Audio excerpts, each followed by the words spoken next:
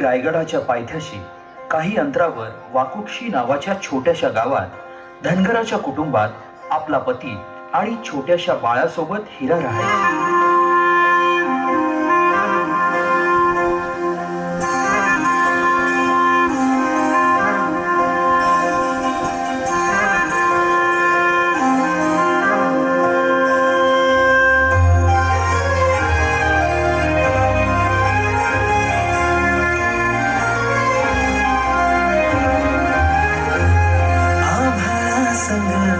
मातीचं नांदन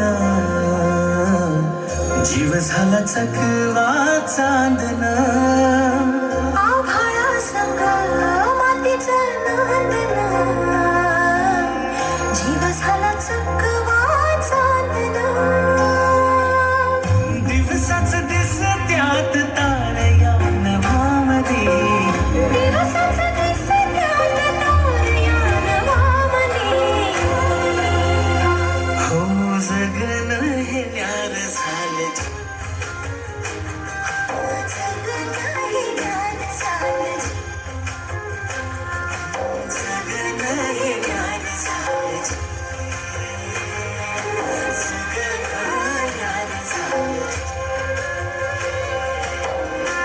नेहमीप्रमाणे एके दिवशी हिरानं गोठ्यातून जनावरांचं दूध काढलं आणि आपल्या तान्ह्या बाळाला खेळवून पुन्हा त्याला घरी सोडून ती रायगडावर निघाली. तो दिवस होता कोजागिरी पौर्णिमेचा.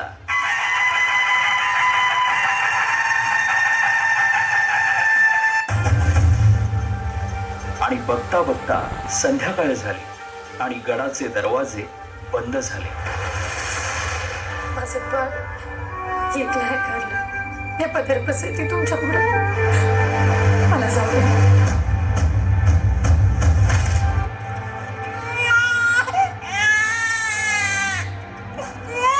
दमलेला जीव पुन्हा उमलून येई, कानी येते हाक जेव्हा आई आई आई. दमलेला जीव पुन्हा उमलून येई, कानी येते हाक जेव्हा आई आई आई आई आई आई आई आई आई आई. कुठून तरी रस्ता असेल ना. एवढा मोठा गड. त्याचा जो पश्चिमेचा कडा आहे, तिथं ना तटबंदी ना बुरुज, कडा असा भरा तिथून फक्त वारावर येतो आणि पाणी खाली लागतं.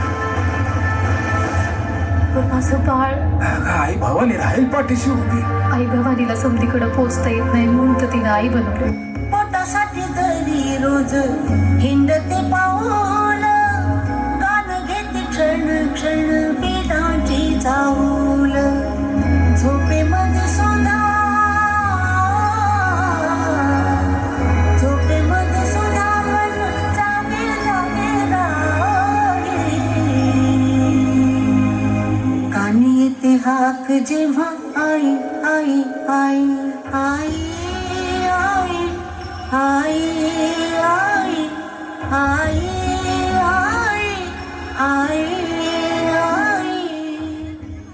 राज आज्ञेमुळं दरवाजा उघडणं शक्य नसल्यानं तिचं म्हणणं कुणीच ऐकेना. आता हिराच्या डोळ्यासमोर येत होतं ते म्हणजे तिचं घरी एकटं असलेलं तान्हं बाळ. त्याच्या आठवणीनं व्याकुळ झालेल्या हिरानं किल्ल्याच्या कडावरून खाली उतरण्याचा निर्णय घेतला.